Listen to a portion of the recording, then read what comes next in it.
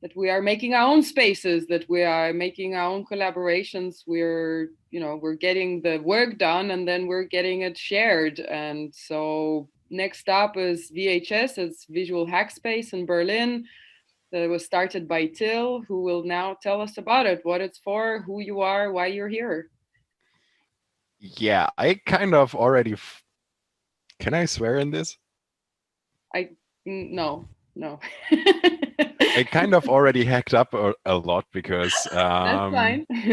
yeah, I because I don't have a presentation and I noticed like, oh, I should really get a presentation going for VHS, but I'm gonna do it by voice and All right, I'm hopefully gonna it. share my screen and show some photos on the Instagram page, and you just tell us. Yeah, I mean, I heard Yeah. you talked about a little bit about your background, but you know, just say how the idea was born, how it's related to the hacker culture, because this is what we were talking about yesterday. That was a very Yeah. interesting day for those of you who were not here, and yeah, I will share some photographs. Yeah, I'm not actually worried because most of this is actually like I've prepared for the talk itself and what I want to talk about and so on. So let's get to this. As we already mentioned, it's called Visual Hackspace VHS. The the like the observer might figure or might see already that we're playing on sort of the VHS tape idea of technology, but also like it's in Berlin, Germany, and we have something called Volkshochschule, which is like people's education. It's evening school, I would most likely translate it into English. So I'm kind of playing on that and taking a riff on that as well. What's the idea behind the VHS? Effectively, I by luck and privilege, ended up with an office space, and it used to be the start office of the startup of one of my best friends for like 16 years, and they didn't need it anymore. And March 2019, they gave me the key and were like, "Hey, here you go.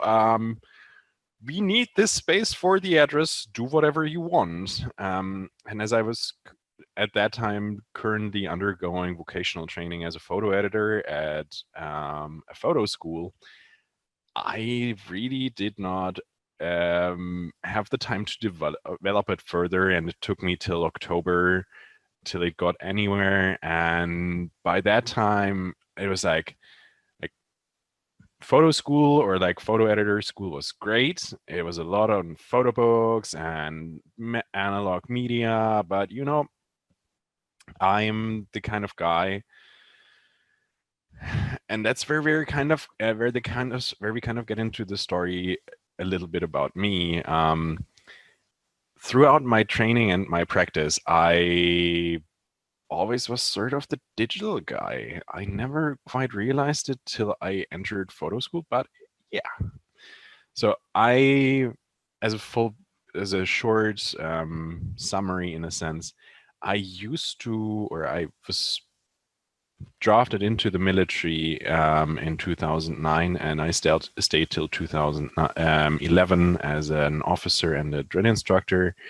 It will become relevant, or it is sort of relevant, because it has shaped me a lot. And for example, also, as we just spoke about the voice, I used to be a radio, like the guy who radio transmission operator. So I got training in talking on the radio, but more profane things, I would say.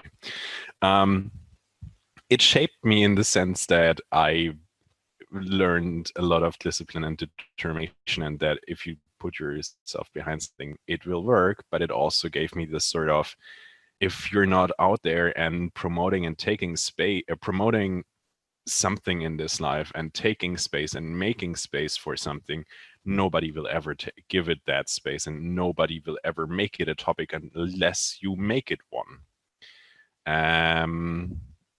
And I, after the army ended, I went on to study arts and culture with a major in media culture and a minor in creative writing. So I ended up in the Netherlands, learned English, I would say, learned to be a normal human being, also known as a civilian again, and looked at this world and was like, God, what is going on here? Like, something is wrong. And I was a complete, like, I didn't like technology because technology always died on me or broke. Um, and all of the sudden I was like, okay, you really have to look into culture and media, and this is a lot of technology based stuff. And I bought a smartphone, and I reluctantly signed up for Instagram because at one point it became clear that yes, I want to be a photojournalist, and I had this toxic masculine idea of the camera toting war correspondent and stuff like that. I'm quite glad that never worked out. Um, I had my foray into it though, and in the end, after that, I started freelancing as a photojournalist because effectively what I've learned during my studies, it didn't really give me the opportunity or the skill to get into a job right away. And I was like, well, if I could do an internship, but let's be honest, why would I do an internship if I can exploit myself much more effectively than any capitalist or any person who could hire me? And I would hate that. Like, I don't want to work for anyone. I can exploit myself well enough. So that's what I did. I moved to Berlin. Um, I eventually joined the team of Kunstasyl, which is now, like, I'm still a member of that. It is an art foundation, a participatory art foundation. And the project was a participatory art project in a refugee shelter in Spandau, so one of the suburbs of Berlin, I would say. It was from February 2015 till around about August, September 2015. And I worked there as the photographer and the advisor on, I just got to know the people and got to know what it means to be a person and a human being and what it means to reclaim space, because the intention of this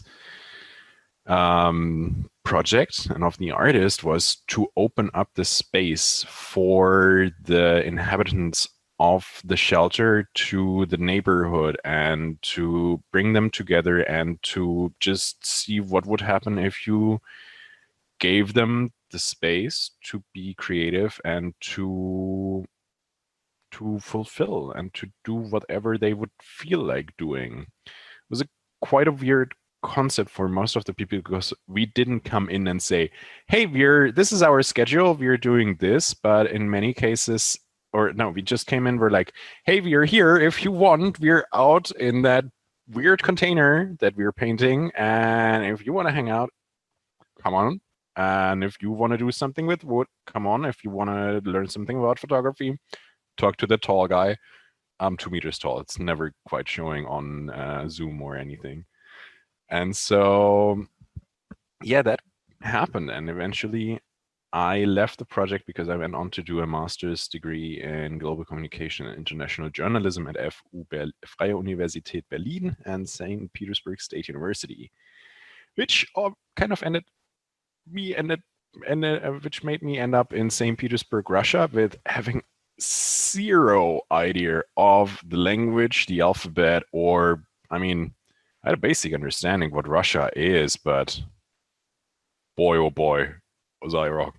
And again, I was studying media, I was studying all this, and I mean, public space or space, taking space, claiming space, reclaiming space, using space is such a highly interesting dynamic concept in Russia. There were so many places that I saw where I was like, why don't we have this in Germany? And it was also the first time that I started to understand I think it was one of the first times I've kind of learned about that weird term, the civil society. And I was like, we're like, okay, apparently this is a thing. Why are we not having this in Germany? And does this require an authoritarian regime to work? Apparently it didn't. I was also very surprised when I found out.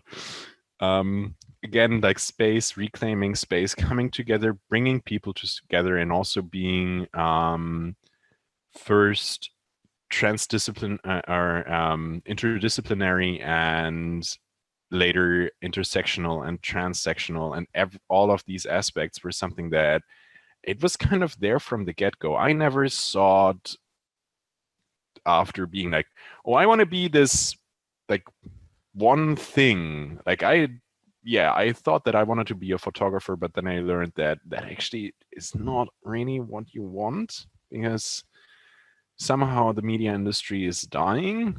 Big surprise to everyone, I guess.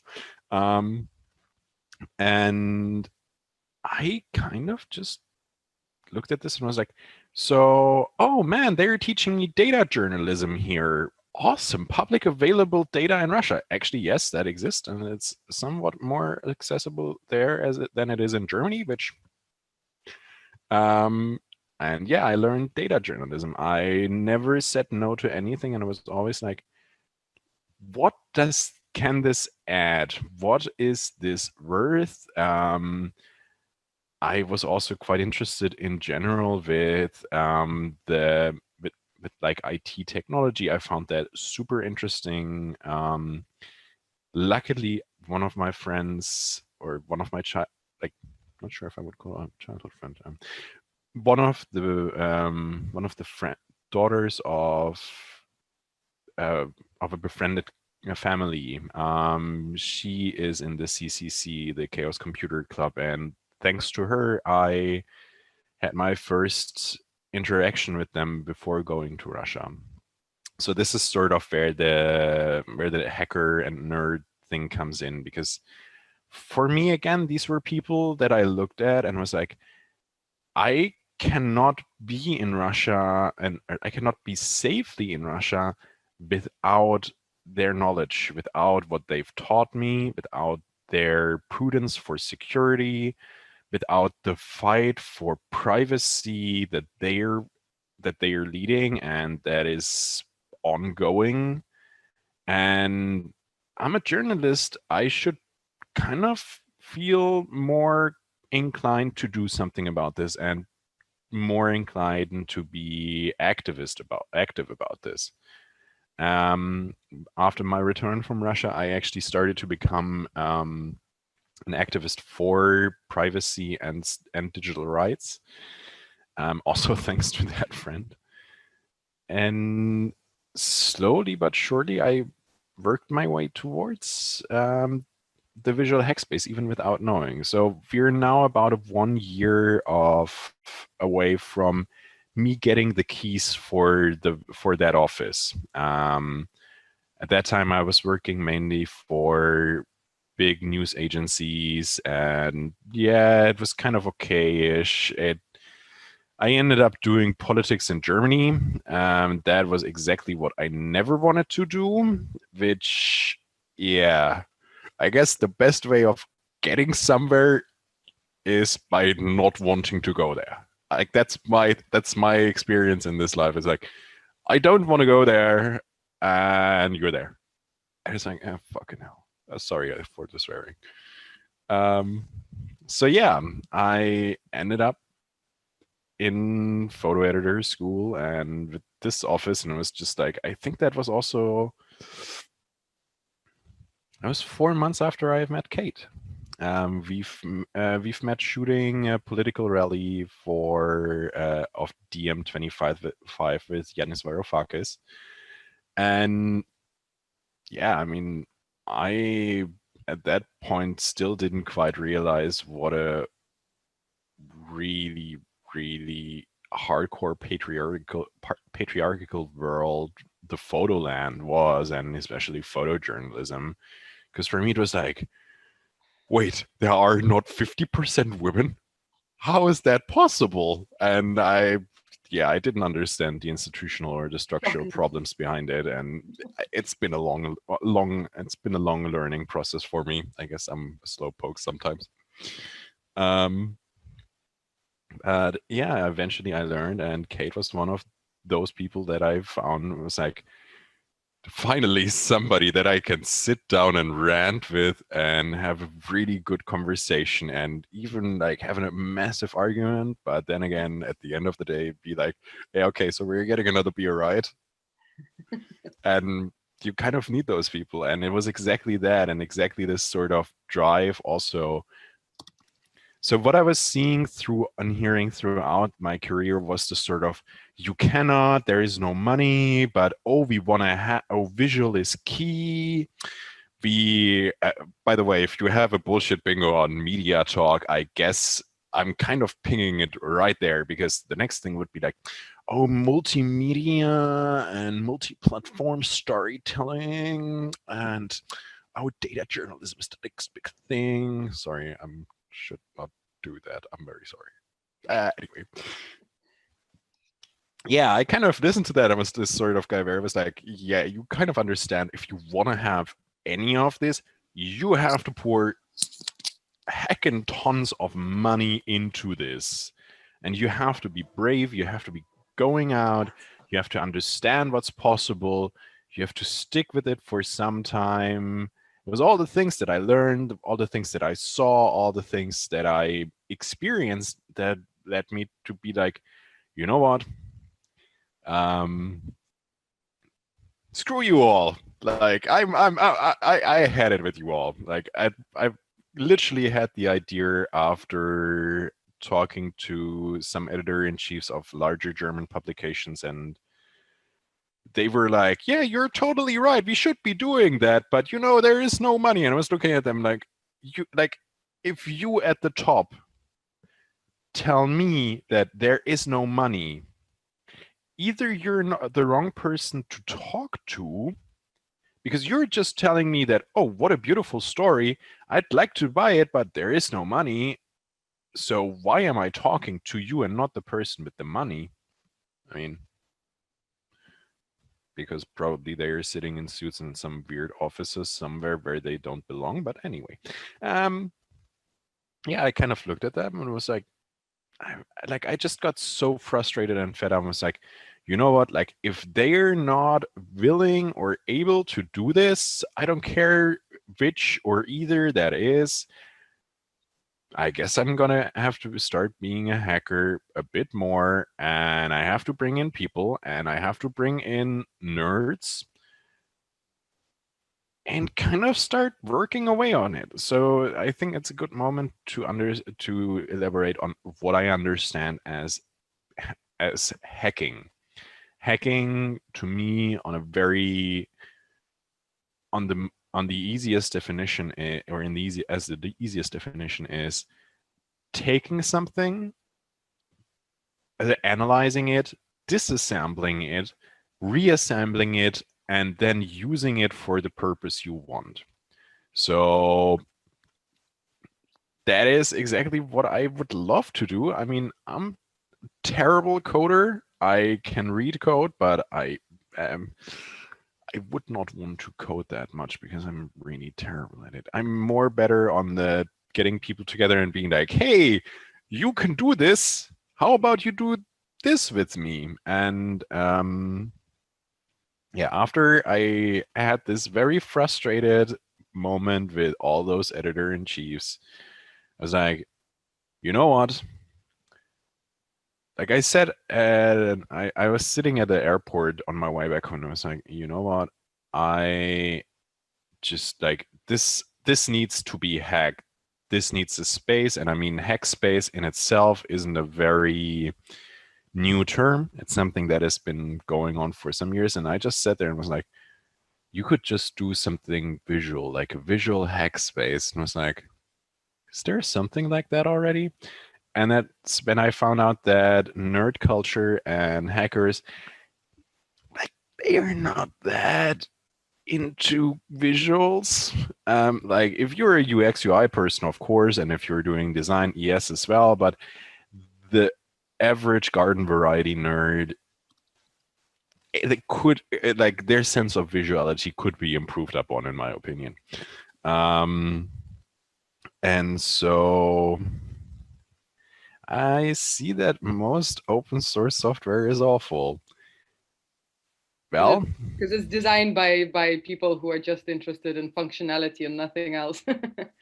exactly. And that's exactly the thing. I mean, for example, the very early, or like what brought me into the digital rights world, it's called PEP, Pretty Easy Privacy. And the idea is that you do not, like, all your emails will be encrypted on the highest level with PGP, and you, like, it's a plugin that's easy to use for everyone. So if you give it to your granny, she will be able to send a PGP message within like 5 minutes.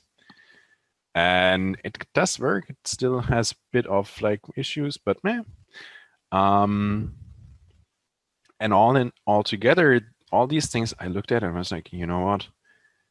Let's do this. And I sat down and I started to write a manifesto, which I think in most basic things is still the core of what we're doing, or of what this became.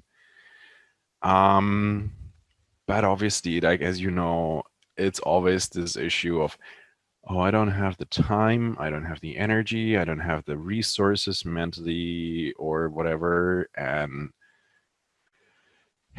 yeah, I didn't succeed a lot, or I didn't succeed in getting ahead. And let's be honest, I don't think that I would have ever gotten ahead without the Corona crisis, because all of a sudden I was sitting there, I was like, instead of chasing pictures of some really annoying German politician, I would just sit down and start writing and planning and making concepts and reaching out to people, and slowly but surely starting to put together the space that I actually wanted to, that I was dreaming of. And it's far off completed, but we're getting there.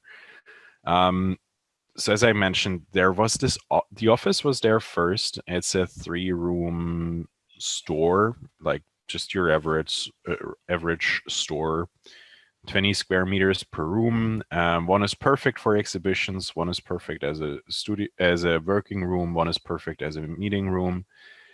Yeah, a lot of those things you can't do when there is a global pandemic, but I now just rent it out as a co-working space, which also is one of the parts, because I don't want to be dependent on funding. Funding is nice, and like state funding and all that, but being self-organized to me also means that I do not want to be relying on anyone, and the least of the things that I want to rely on is the state, because I've been with the state for 2 years, and trust me, it's not fun.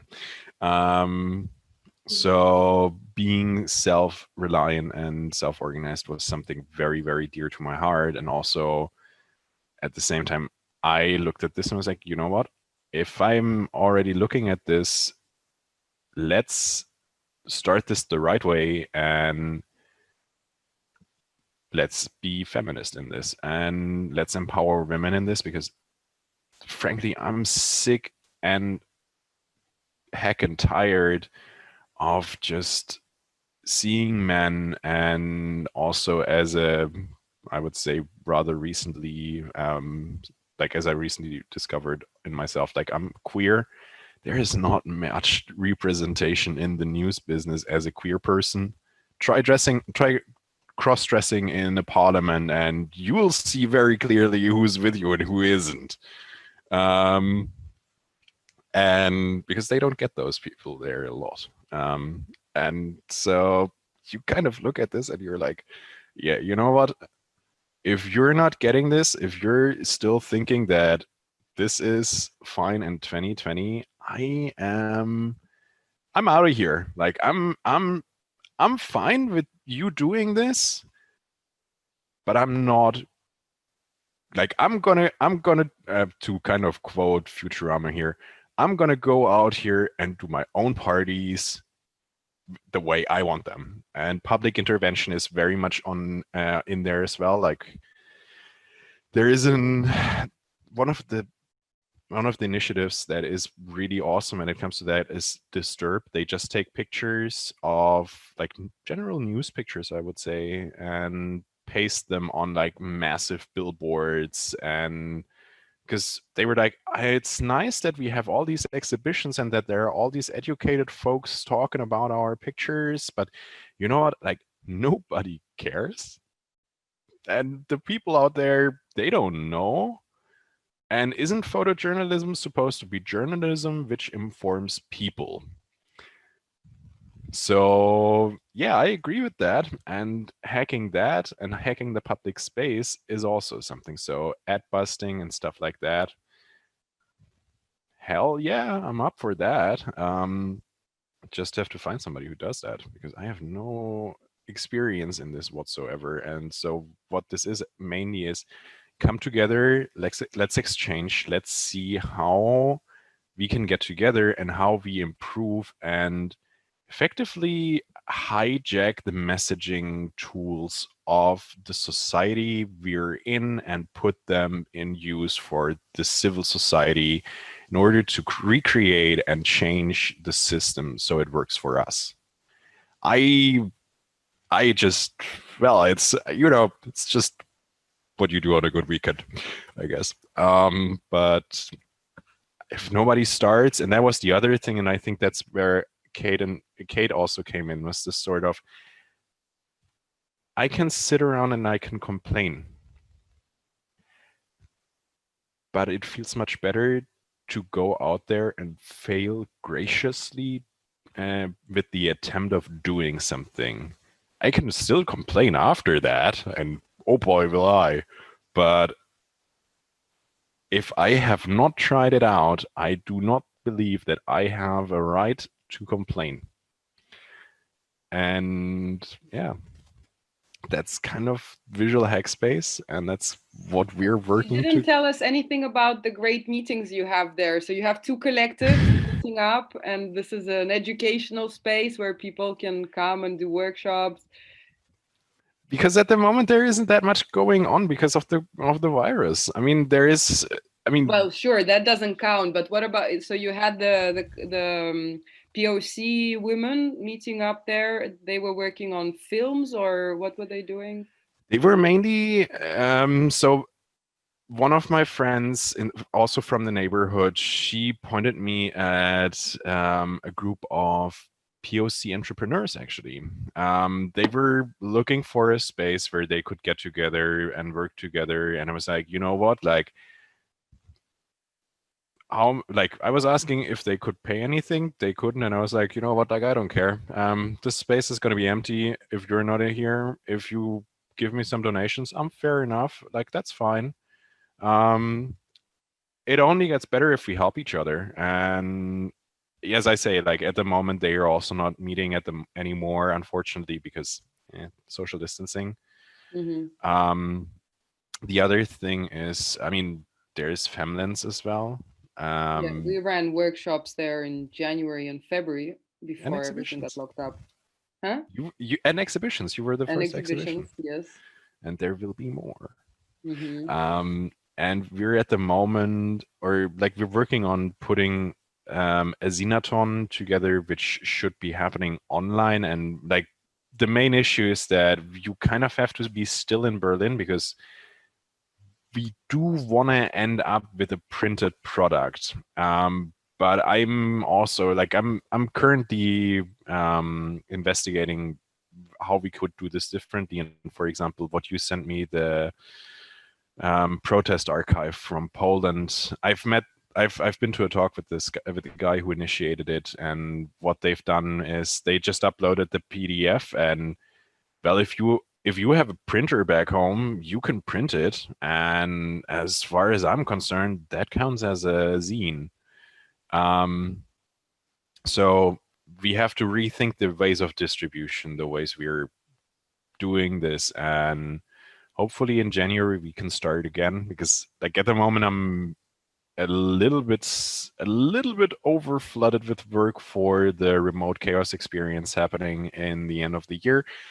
I shared the link yesterday for, I'm sorry, you gave me that. I don't know if it was secret or not, but wait, what not did that you one, share? not that one. For the tickets. You did not share the link to this to the 2D world. No, Very no, good. No. That's the only secret. The other things are Okay, completely good. public So by I now. really recommend everybody join the remote congress. It's going to be really if you're interested in culture and hacking and media and all kinds of stuff, this is really a society, politics, everything. I think we have a question. Yeah.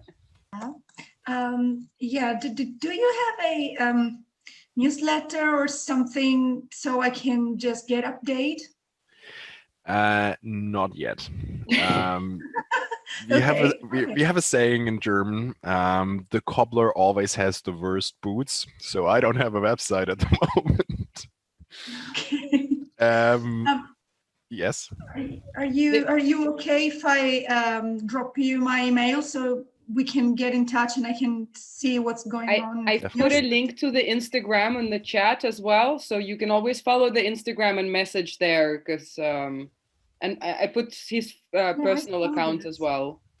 I saw this, but it was more to stay in touch with a person instead of an institution, because I see there is the Disturb link in the chat box, but there are a lot of things that I don't actually know, and it would be great to have a chat with him, her, them. What I didn't read it. Sorry. Me? What is the right? Yeah, the right pronoun. I go by anything. Usually people usually read me as male. Okay. I'm like, yeah, he is fine. If you want to refer to me as she, let me know. I still feel like that would not be completely applicable, I would say. Yeah, no, it's sure. Hang on. Let me. Are there any other questions meanwhile about the hack space and what it does and what it's for? Sorry, I joined later and I cannot access the messages that were sent before I joined, so I don't think I have the links that you were talking about available. I will copy in a second again. Thanks. Yeah, I'm copy and paste. Nice, Copy, thanks. Paste here. I mean, one of the things that I started to also understand from training and everything is culture and technology is intertwined, and you can disseminate culture and hack it the way you can disseminate a technology. I mean, if you're, for example, looking at the ubiquity of memes, I mean, we all know memes these days, they're everywhere. And the initial idea then, or like the initial meaning of memes was it is a cultural genome. So if you're, or like by using and understanding what memes can do, and I mean, if you look at from fascists in America using Pepe the Frog for Donald J. Trump, and I mean, Pepe the Frog in itself is just interesting because he worked for fascists and he worked for the liberation movement of Hong Kong. All these things, like, it does not matter necessarily what your ideology is. You can fill it because it is a genome, and the way you're using it, the way you're making it work, is the way it will work for you. And that is actually one. If you want to stay in touch with me, I just posted my email address. Oops, no. And yeah. So are there any questions, or would you like to know more? Or yes, of course. I've got many questions. Well, what I would like to ask is, how can we introduce this kind of topic when we talk about youngs who want to approach the practice? What Do you have any suggestion or experience? With youngs, you mean teenagers, students? Yeah. Okay. Teenagers, students, What kind of and practice? new generations.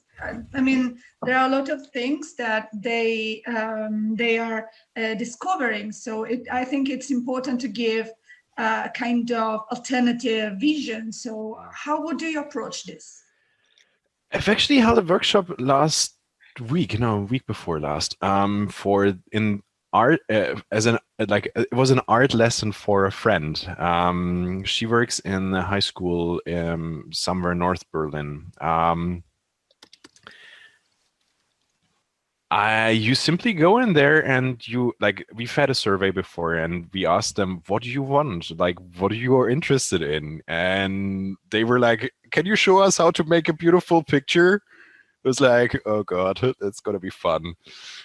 But I went in there, gave them a couple of examples and told them, listen, like you can fill this, look at these things and let's pay attention to this, pay attention to this, pay attention to this. If you want to do this, and I just instructed them, and then I gave them their phone, or they had their phones, and I just told them like, okay, I want to have one environmental portrait, I want to have one rather standard portrait, I want to have one product shot or like an object shot, and yeah. Give me those three things. If you fail, don't worry. If you fail, you've actually succeeded more than by winning because you will get more feedback than all the others. And they came back and I honestly was really surprised by the results. Like yeah. At the same time, I just put in things like, okay, if you're on social media, if you're on TikTok, if you're on Instagram, never forget that what these filters do, where they come from, what they mean to what they do, and how they represent your body, how they represent you, and how you want to be represented, and what you want to be known for. And don't you think that it is more important to be known for something, that you are caring about something, than for just simply being pretty? And yeah. Sonia, are you trying to say something? Your microphone is off. It was Italian. Yes, no, absolutely. That's I guess this is one of the first things that you learn if you come to this earth as a woman. You don't want to be known for being pretty. That's actually our first problem. Yeah. Yes, but it actually made me think of a different context where, yeah, you can say that for sure to teenage girls, and they might, just to make you satisfied, agree with you. But as soon as you are gone and the workshops are over and you're looking at their feet and you're going, oh my God, like the brainwashing didn't go so well. It's a really long process to continue like showing that their work has value and matters. And in my experience, it's taking us years and years to promote the work of our students, to like say, look, there's value, and it'll be more years to come. This is that's the thing. If you look back at history, if you look back at representation of, like, okay, let's take the most easy example that I can come. Our next guest is here, so unfortunately we don't. Damn it. We do have 5 minutes, so you can finish. Yes. And others, if you want, you can have a break, and then at 15 past, Anne is here, who will be talking about printed media. So this is, yeah. So just to reiterate, no, we have this like virtual spaces. No, we have the internet. We can do anything we want with it. We have the streets. We have the city. We can do anything we want with it. We can get a space and we can get together and we can teach each other. We can exchange knowledge and information in our hometowns. And we can also have the last two topics, we can have a printed media, anything goes, you know, with a magazine, newspaper, zine, as Till was talking about, postcards, whatever. And then finally we'll have protest as a platform or as a media, and that will be really interesting. Let's see what we have. Welcome, Anne. Yeah, sorry, Till. So you have 4 more minutes to finish what you were saying. If anyone feels like taking a break, please go ahead, and we'll be back in a few minutes. First of all, I wanted to say, printed still has limitations of papers. Online does not have that. That's why I love it. And the other thing is, yeah, if you, for example, just look, I'm not sure, are you still hearing me? Because I think Kate froze. Hello? So we are here to listen to you, don't worry. Perfect. I mean, for example, if you're looking at the history of photography itself, very early, the very early Kodak cameras, they were actually aiming to market them to women, because the woman as the preserver of memory and the keeper of the household, preserving memory and so on. And in many cases, like the Kodak moment was specifically designed to appeal to women. So what we're up against is 100 to 150 years of indoctrination and of ossification of thought and of thinking in the thinking about the world in a way other people want us to think. And I mean, this is something I also learned in the army very early. It's the sort of, yeah, there is the official truth, there is the public truth, and then there is the personal truth. And I mean, let's be honest, I would have never thought that I would end up being the person that I was, because 10 years ago, yeah, 10 years ago, you would have not recognized me. And I was very heavily indoctrinated, and that's kind of where I came from and where I started to realize, wait, if they are saying and if they are telling you this, and this is actually the truth, like this is the factual truth, there must be something. And deprogramming and like unlearning indoctrination, or learning and understanding what the indoctrination does to you, which traumas it gave to you, which traumas it covered up, how much it cripples you in reaching out to your fellow human beings.